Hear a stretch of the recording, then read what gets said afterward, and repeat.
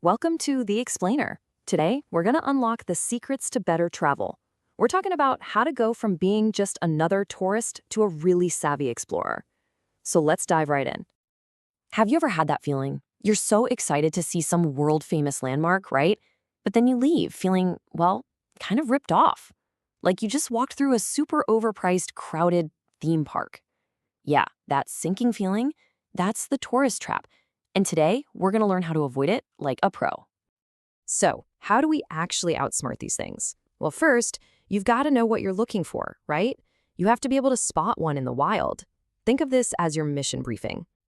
Okay, so here's the deal. The main goal of a tourist trap isn't to give you this amazing, genuine slice of local life. Nope. It's really just to separate you from your cash as efficiently as possible. Authenticity, that takes a total backseat to profit. So you gotta keep your eyes peeled for these big red flags. You know, things like generic, mass-produced souvenirs, sky-high prices for just a bottle of water, and vendors who are just a little too aggressive. If you see that stuff, your internal tourist trap alarm should be going off big time. All right, let's look at a classic, Times Square. I mean, the lights are incredible, no doubt about it. But let's be real. The restaurants are mostly big chains charging you a premium, and the souvenir shops, they're packed with the exact same I Heart NY shirts you can find literally anywhere else, but for way, way more money. Or what about the Leaning Tower of Pisa? Everybody wants that iconic photo, right? And you can bet the vendors nearby know it. They totally capitalize on all those crowds by selling kind of cheap, low-quality trinkets and souvenirs for just ridiculous prices. And then there's the Hollywood Walk of Fame. Another perfect example. It seems like something you just have to do. But the reality?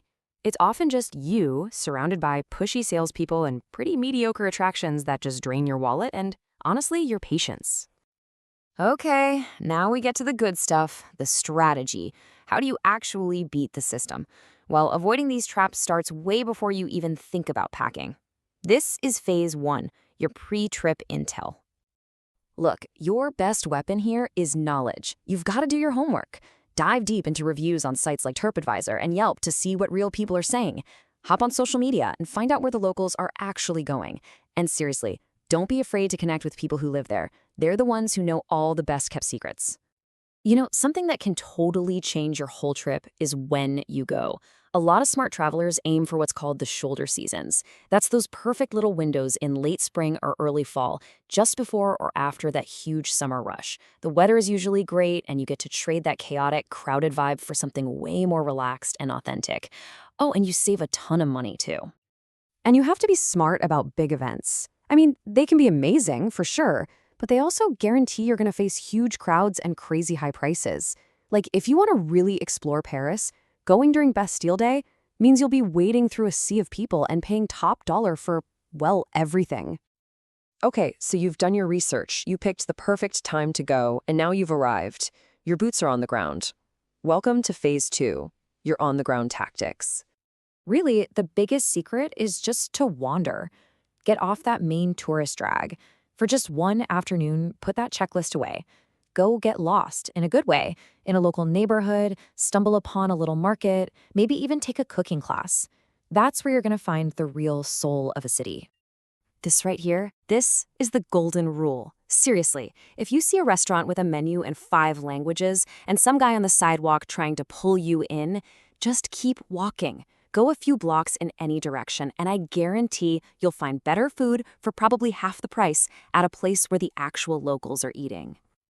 And listen, having an authentic trip does not mean you have to spend a ton of money. Not at all. In fact, some of the absolute best experiences won't cost you a thing.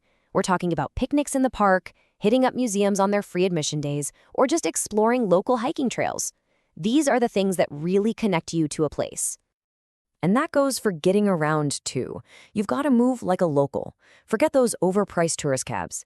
Take a minute to figure out the bus or the subway. It's not just cheaper, it gives you a totally different view of the city. And honestly, just walking or grabbing a bike can lead you to the coolest, most unexpected spots. So when you boil it all down, avoiding tourist traps isn't really about a simple list of things to do or not do. It's bigger than that. It's about shifting your entire mindset about travel, from just being a spectator to actually being an active part of the adventure. The moment you start caring more about genuine connections than just checking sites off a list, everything changes. Your whole trip transforms. It becomes way less about the pictures you post and so much more about the memories you actually make and the amazing stories you'll have to tell later. So think about your next trip. It's a blank page, right? Just remember, you've got the playbook now. You have all the tools you need. The choice between that generic, prepackaged vacation and a real, authentic adventure, well, that's completely up to you. So go write a good one.